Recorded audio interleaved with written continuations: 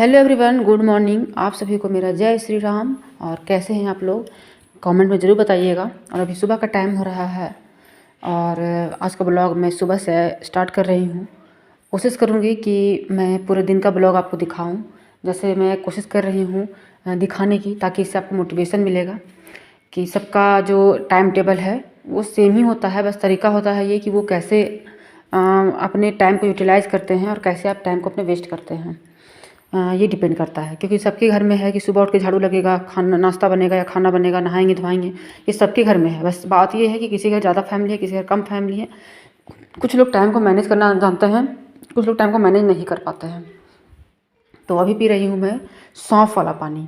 ये हाँ बिल्कुल सौंफ वाला पानी है, और इसको मैं रात में सौंफ को थोड़ा सा उसको सोक करने के लिए छोड़ दी थी, और सुबह उसको बॉईल करके पी रही हूँ। चाय को मैं स्किप कर दी हूँ और अभी सौंफ का पानी को पी रही हूँ। ये हेल्थ के लिए बहुत ही ज़्यादा बेनिफिशियल होता है, आपकी आँख की रोशनी को बढ़ाता है, खास करके फीमेल के लिए बहुत अच्छा होता है, हार्मोन बैलेंस करता है।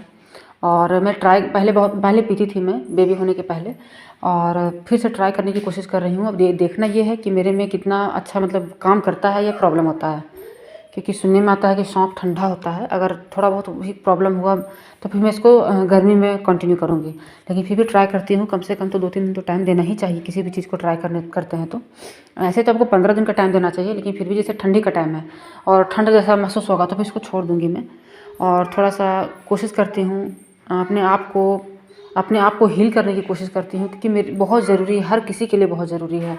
क्योंकि हम लोगों का माइंड इतना नेगेटिविटी में भर जाता है, आसपास के माहौल के कारण, फैमिली के बिहेव के कारण, आपके खुद के फेलियर के कारण, आपके खुद के स्ट्रगल के कारण बहुत तरह का बात होता है। तो थोड़ा देर अपने आप को टाइम दीजिए, अपने इष्ट को याद कीजिए, अपने भगवान को याद कीजिए, अपने गुरु को याद कीजिए, और थोड़ा सा ध्यान करने की कोशिश कीजिए। तो मैं ट्राई कर रही हूँ, और मैं जो भी चीज़ करती हूँ वो मैं आप लोगों को तो ज़रूर शेयर करूँगी। और बहुत कुछ अभी शेयर करूँगी आप लोगों से, ताकि आप लोगों को भी बेनिफिट हो। और अब आ चुकी हूँ किचन में, और इधर मेरा खाना भी बन रहा है और मैं बर्तन भी धो रही हूँ, क्योंकि रात में बर्तन धो के आज नहीं सो पाई थी, क्योंकि सोने में बहुत लेट हो गया था। और आज हो सकता है कि बर्थडे में जाना है, तो देखते हैं जाते हैं कि नहीं जाते हैं। सो मेरा कुछ भी पहले से फाइनल नहीं होता। हमेशा से मैं कभी पहले डिसाइड नहीं करती हूँ कोई चीज़, बस जाने के पहले सोचती हूँ कि जाना है या नहीं जाना।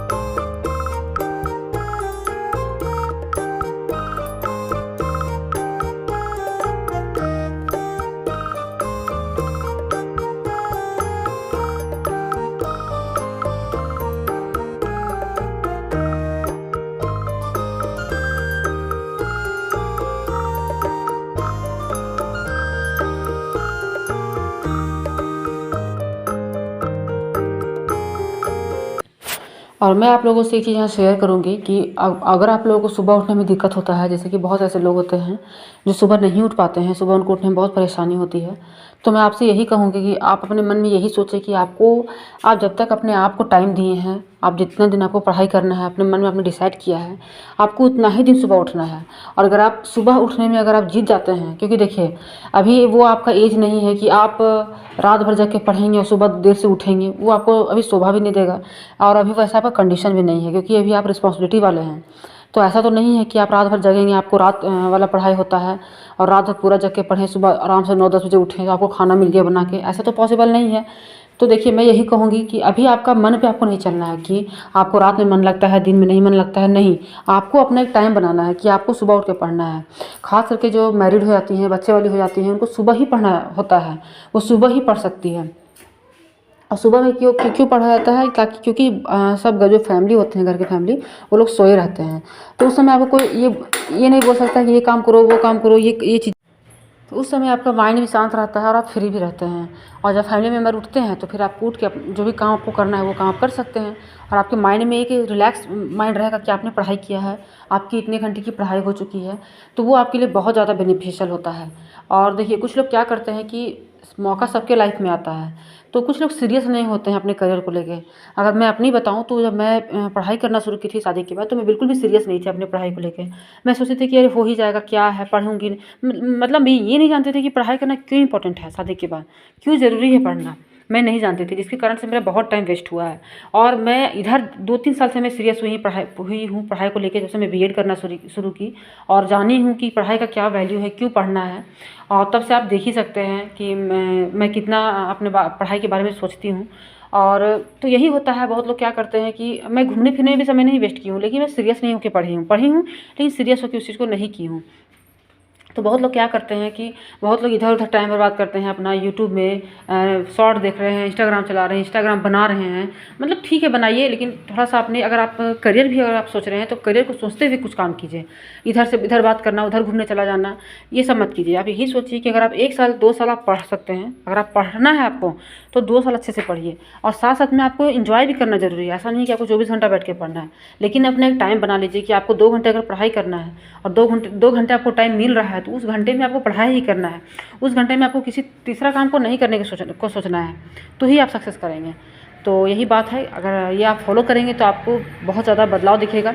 और बहुत ज़रूरी है कि अगर आपको मौका मिला है पढ़ाई करने का, कुछ करने का, तो उसको ज़रूर यूज़ कीजिए, क्योंकि ये बहुत ज़रूरी है। अगर आप आज आप नहीं समझते हैं तो कल जाके आपको बहुत पछतावा होगा। और अभी के टाइम में तो आपको बहुत मोटिवेशन है, बहुत लोग ऐसे हैं जो यूट्यूब पे ब्लॉग बनाते हैं, अपने कंडीशन को दिखाते हैं, आप सक्सेस भी कर रहे हैं। बहुत ऐसे लोग हैं, बहुत ऐसी फीमेल है, मैं फीमेल की बात कर रही हूँ। लेकिन जब मैं पढ़ने शुरू की थी तो मैं ये सब मुझे यूट्यूब के बारे में पता नहीं था।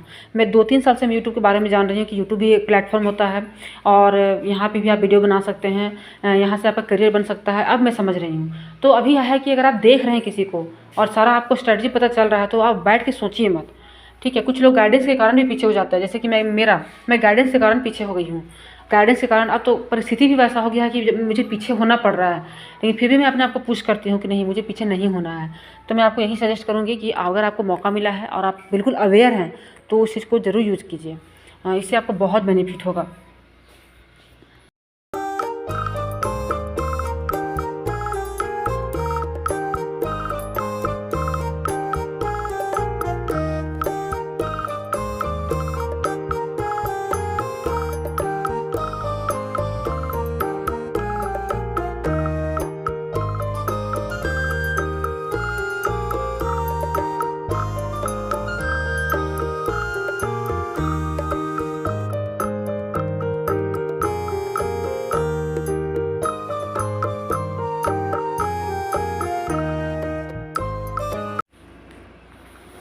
तो मैं कोशिश करती हूँ कि मैं जब भी पढ़ने बैठूँ तो बेबी को बैठाने की कोशिश करती हूँ, क्योंकि जनरली बच्चे क्या करते हैं, मोबाइल में ही इन्वॉल्व रहते हैं।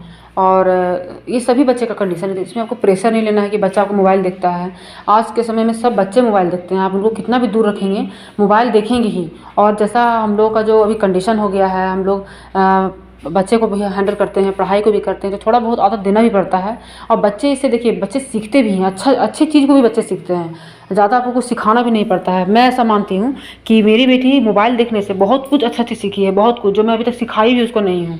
क्योंकि देखिए जब 26 जनवरी आया था तो वो ऐसा एक्टिविटी कर रही थी खुद से, जय हिंद करना, सैल्यूट करना, फ्लैग को देख के समझना, फ्लैग की रिस्पेक्ट करना, ये सब कुछ सीखी वो मोबाइल को देखते हुए। तो बच्चे बहुत कुछ ऐसा है जो अच्छा भी सीखते हैं और बहुत कुछ है जो गलत भी सीखते हैं। तो जब बच्चा आपका गलत सीखता है तो उसको तुरंत सुधारने की कोशिश कीजिए और बच्चे को ऐसा ही चीज़ दिखाइए जो बच्चा सीखे कुछ। और इसे बहुत कुछ ही सीखी है, जैसे कलर नेम सीख चुकी है और ABCD Z तक सीख चुकी है। कहीं कहीं इसको भूल जाती है ये, लेकिन कोशिश करती है बोलने की। ये सब केवल मोबाइल से हुआ है, क्योंकि मेरे पास अभी उतना टाइम नहीं हो पाता है कि मैं उसको प्रॉपर पढ़ाऊँ। और प्लस में ये होता है कि पढ़ती भी नहीं है मेरे से, इधर उधर की बात करने लगती है और अभी भी वही कर रही है वो। तो मैं बुक ली हूँ इसके लिए, छोटा छोटा जो बुक इसका आता है बच्चा लोग का, और मैं कोशिश कर रही हूँ उसको इमेज पहचानने की कर रही हूँ, क ख वगैरह पढ़ा रही हूँ। तो ये बहुत ही इंपॉर्टेंट है बच्चों को ग्रो करने के, डेवलप करने के लिए। जैसा आप घर का माहौल रखेंगे बच्चा वैसा ही सीखेगा। तो कोशिश कीजिए कि अगर आपके हाथ में है अपने घर का माहौल सुधारने का तो आप ज़रूर सुधारिए। किसी पे ये मत सोचिए कि घर का माहौल उसके कारण सुधरेगा, ऐसा नहीं होगा। तो आज का ब्लॉग यहीं तक है, मिलूंगी नए ब्लॉग के साथ, तब तक के लिए बाय।